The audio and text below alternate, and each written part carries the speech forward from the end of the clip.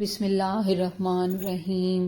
لاکھوں کروڑوں درود و سلام حضرت محمد صلی اللہ علیہ وآلہ وسلم پر اور آپ کی آل پاک پر۔ حضرت لقمان کی نصیحت اور ان کی حکمت عملی اسلامی تاریخ اور تعلیمات میں ایک نمایاں مقام رکھتی ہیں۔ ان کی زندگی کا ہر واقعہ ہمیں زندگی کے مختلف پہلوؤں پر غور و فکر کرنے کی دعوت دیتا ہے۔ حضرت لقمان اور گدھے کا قصہ بھی ایک ایسا ہی واقعہ ہے جو عمل اور حکمت کے تعلق کو بہترین انداز میں بیان کرتا ہے۔ ایک دن ایک نوجوان حضرت لقمان کے پاس آیا اور درخواست کی کہ وہ اسے حکمت اور دانائی سکھائیں۔ حضرت لقمان نے اس کی خواہش کو سمجھا اور اس کی رہنمائی کے لیے ایک طریقہ اختیار کیا جو اس کے دل میں علم کی اہمیت کو بٹھا دے گا۔ انہوں نے ایک گتے کا ٹکڑا اس نوجوان کو دیا اور کہا اسے لے جاؤ اور خشک کرو پھر واپس لے آؤ۔ نوجوان گتے کو لے کر چلا گیا اور اسے خشک کرنے کی مختلف کوششیں کرنے لگا۔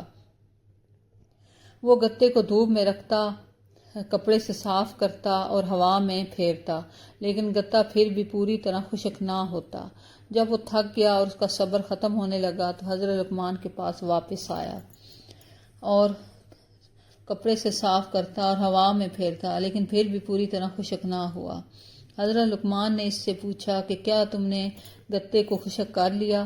نوجوان نے جواب دیا، نہیں، میں نے بہت کوشش کی لیکن یہ گیلا ہی رہتا ہے۔ حضرت لقمان نے اس لمحے میں سے ایک بڑی حکمت کی بات سکھائی۔ انہوں نے فرمایا، دیکھو، جیسے یہ گیلی گتے تمہاری تمام کوششوں کے باوجود خشک نہیں ہو سکتی، ویسے ہی وہ علم بھی کسی کے کام نہیں ہوتا جس پر انسان عمل نہ کرے۔ یہ بات سن کر نوجوان حیران رہ گیا اور حضرت لقمان کی نصیحت کی گہرائی کو سمجھنے لگا۔ حضرت لقمان نے مزید فرمایا، اگر علم حاصل کرنے کے بعد اس پر عمل نہ کیا جائے تو وہ بیکار ہو جاتا ہے، جیسے یہ گیلی گتے۔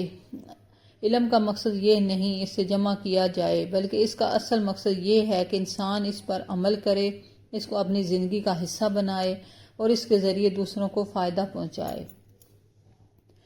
حضرت لقمان کا یہ قصہ ہمیں سکھاتا ہے کہ علم کی اہمیت تبھی ہے جب اس پر عملی زندگی میں اپنایا جائے۔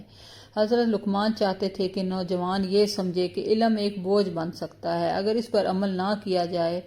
انہوں نے سمجھایا کہ جس طرح خشک کرنے کی کوشش کے باوجود گیلی گتے خشک نہیں ہوئی، ویسے ہی انسان کا علم اس کے کس کام نہیں آتا جب تک اس پر عمل نہ کیا جائے۔ قرآن پاک میں بھی حضرت لقمان کی نصیحتوں کا ذکر ملتا ہے۔ ان کی نصیحتوں کا نچوڑ یہ ہے کہ ایک عقل مند اور باشعور شخص وہی ہے جو علم حاصل کر کے اسے اپنی زندگی میں شامل کرے اور دوسروں کو بھی فائدہ پہنچائے۔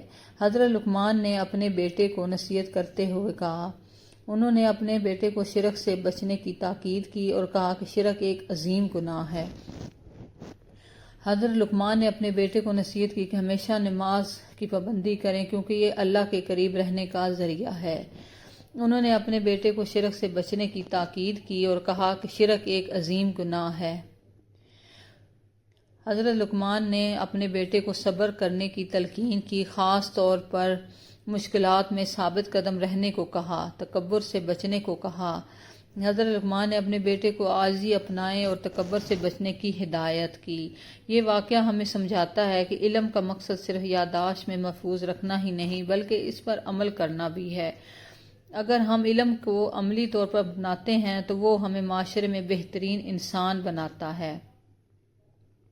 علم کے بغیر عمل کا یہ نقصان ہے کہ واقعہ ہمیں یہ سمجھاتا ہے کہ علم کا مقصد صرف یادداشت محفوظ رکھنا نہیں بلکہ اس پر عمل کرنا، اور ہم علم کو عملی طور پر اپناتے ہیں تو ہمیں معاشرے میں بہترین انسان بناتا ہے۔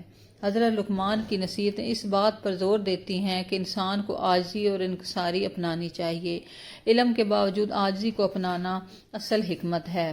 حضرت لقمان کے واقعات ہمیں بتاتے ہیں کہ حقیقی علم وہی ہے جسے ہم سمجھ کر عمل میں لائیں اور اسے دوسروں لوگوں کے لیے بھی مفید بنائیں۔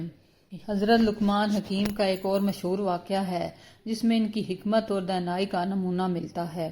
ایک دن حضرت لقمان کے مالک نے ان سے کہا کہ ایک بکری ذبح کرو اور اس کا سب سے بہترین حصہ مجھے لا کر دو۔ حضرت لقمان نے بکری ذبح کی اور اس کا دل اور زبان لے کر مالک کے سامنے پیش کر دیا۔ کچھ دن بعد مالک نے پھر کہا، ایک اور بکری ذبح کرو اور اس کا سب سے بدترین حصہ میرے پاس لا کر دو۔ حضرت لقمان نے اس مرتبہ بھی بکری کا دل اور زبان لا کر پیش کر دیا۔ یہ دیکھ کر مالک حیران ہوا اور پوچھا، یہ کیسے ہو سکتا ہے کہ دل اور زبان بکری کے سب سے بہترین اور بدترین دونوں حصے ہوں؟ حضرت لقمان نے جواب دیا، اگر دل اور زبان صحیح ہو تو یہ انسان کے لیے بہترین ہے، اگر یہ خراب ہو تو انسان کے لیے سب سے زیادہ نقصان دہ ہو سکتا ہے۔ یہ واقعہ ہمیں سکھاتا ہے کہ دل کی پاکیزگی اور سچائی انسان کی بھلائی اور برائی کا باعث بنتی ہے۔ اگر آپ کو ہماری ویڈیو پسند آئے تو اس کو لائک، شیئر اور کمنٹس کریں، اور ایسی ہی ویڈیو دیکھنے کے لیے ہمارے چینل کو سبسکرائب کریں۔